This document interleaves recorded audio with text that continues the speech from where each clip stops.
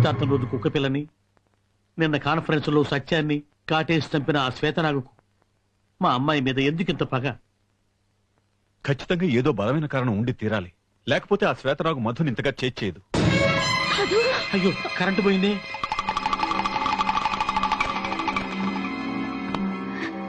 ఏం లేదమ్మా, నేను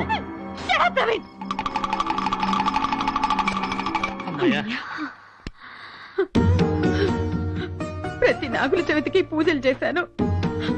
అమ్మాయి సుఖంగా ఉండాలని ఎన్నో నోములు నోచాను. అయినా ఆ పాము నా బిడ్డ మీద పగబట్టిందంటే ఏ జన్మలో నేను చేసిన అపచారమో ఇలా అయింది.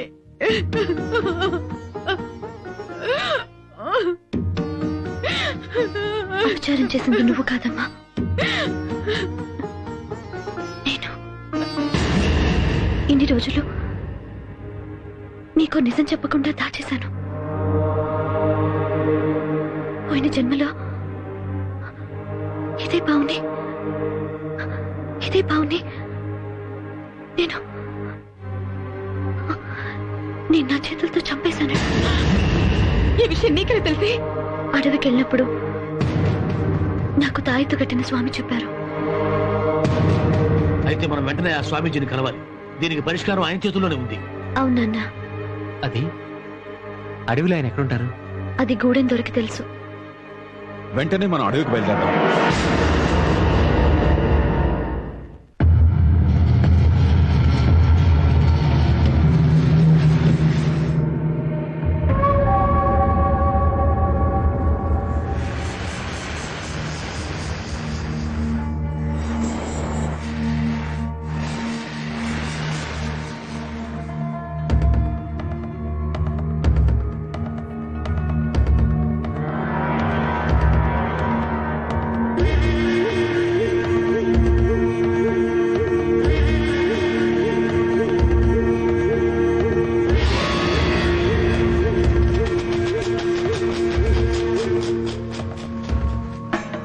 మీరు కూడా ప్రయత్నించండి తాత. అప్పుడు మీకు తాళపత్ర గ్రంథాలు చదివే అవకాశమైనా కలుగుతుంది, లేదా మీ కులదేవతైనా వాసుకి కనిపించే భాగ్యం దక్కుతుంది. ఈ రెంటిలో ఏ ఒక్కటి జరిగినా నీ జీవితం ధన్యమైనట్టే.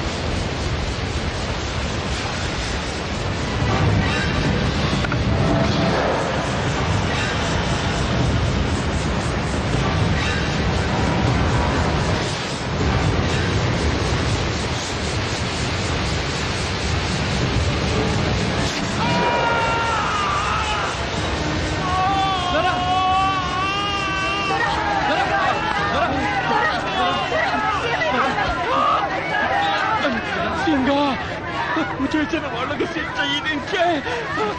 నేనే తప్పు చేసిన ఆ కులదేవత నాకు శిక్ష వేసింది. నేను బతుకను. అంత మాటకు దొరా, నువ్వు లేకపోతే గూడివే లేదు దొరా. నిన్ను మేము బతికించుకుంటావు దొరా. శివంగి, దొరం జాగ్రత్తగా చూసుకో. నేను ఇప్పుడే పోయి స్వామిని పట్టుకొస్తా. దొరకేం కాదు దొరా, నీకేం కాదు దొరా, నీకేం కాదు దొరా. నేను ఇప్పుడే వస్తాను. రండి. ఆ తర్వాత ఈ గూడానికి సింగడే దొరా.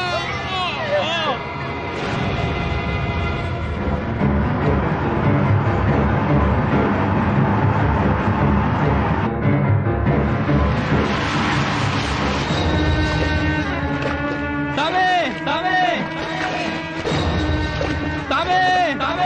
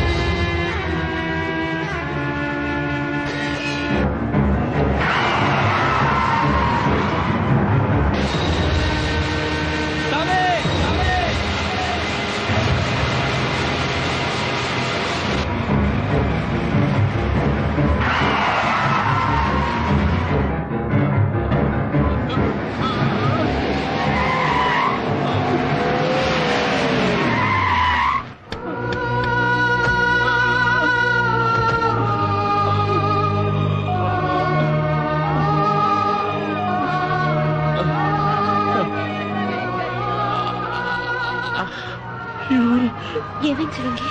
త్వరని కృష్ణ సత్యం కాటేసి మా కుల దేవత ఆసుని చూడొచ్చన్న ఆశతో తాళపత్రాలు తీసిన కృష్ణ సర్పం బుస్సుని లేచింది. భయంతో ఉరికిన వాటిని పారేసిన విడిచిపెట్టలే. కాయలు కాలేపడి కాటేసింది కూడా, నన్ను కాటేసి వెళ్ళిపోయింది. తాళపత్రాలు కూడా ఇచ్చి ఆ రోజు నేను మీకు తాళపత్రాలు చూడమని చెప్పి తప్పు చేశాను తాత. ఈ రోజు ఇలా ఘోరం జరిగిపోయింది. తప్పు చేసిన కూనా, తప్పు చేసిన నువ్వు సల్లగుంటున్నా, నువ్వు సల్ల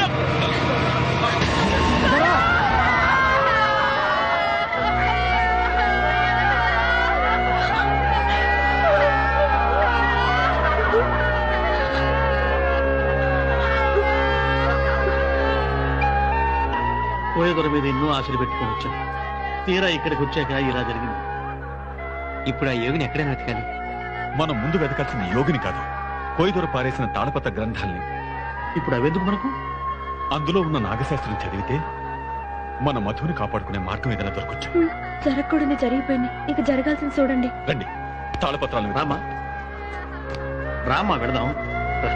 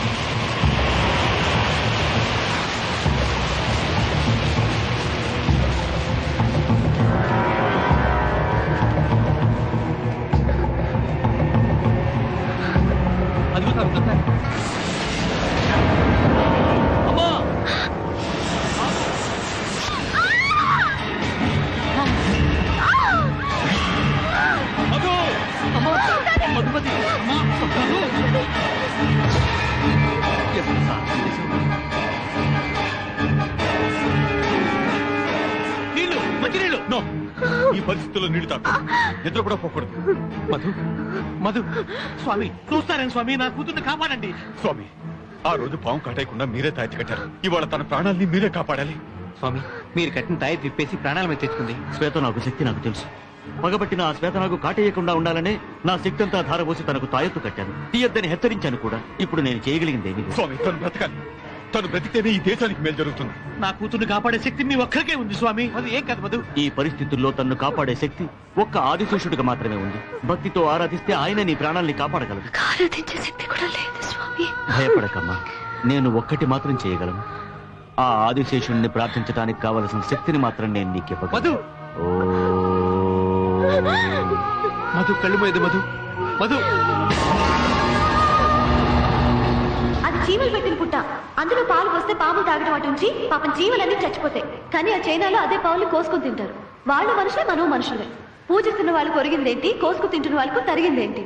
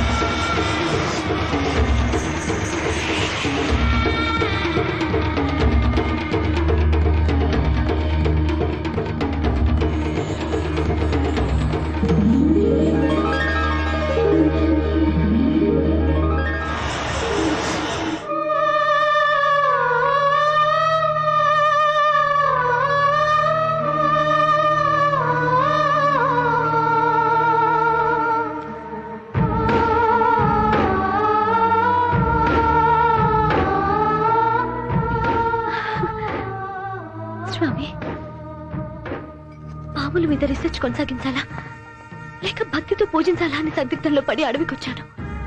ఇక్కడ మీ వల్ల పాములకి దైవత్వం ఉందని తెలుసుకున్నాను. నేను చేసిన మేలు జన్మలో మర్చిపోలేను. ఆదిశేషుడి ఆజ్ఞ ప్రకారం ఈ శ్వేతనాగు నీకు ప్రాణదానం చేసి నీ పాలిట దైవంగా మారింది. దీన్ని స్వీకరించు. అలాగే స్వామి. దీన్ని అనునిత్యం భక్తితో ఆరాధించు. చూడమ్మా, ఈ నాగశాస్త్రం కోసం ఎంతో మంది ప్రయత్నించి తమ ప్రాణాల్ని పోగొట్టుకున్నారు. ఆఖరికి ఇది నీకు దక్కింది. అది నీ అదృష్టం. ఇందులో అంశాలని పరిశీలించి పరిశోధించి నాగజాతి హాని కోసం కాకుండా మానవజాతి శ్రేయస్సు కోసం ఉపయోగించు. స్వీకరించు. స్వీకరించు.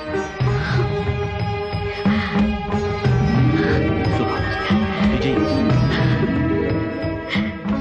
ఉంది, పాము ఉంది, పగ ఉంది, మంత్రం ఉంది, మహిమ ఉంది. కాదనే వాడిని రమ్మనండి. కరకర నవిలేస్తాను, మిరమిరా మింగేస్తాను, నవిలేస్తాను, మింగేస్తాను. రమ్మనండి.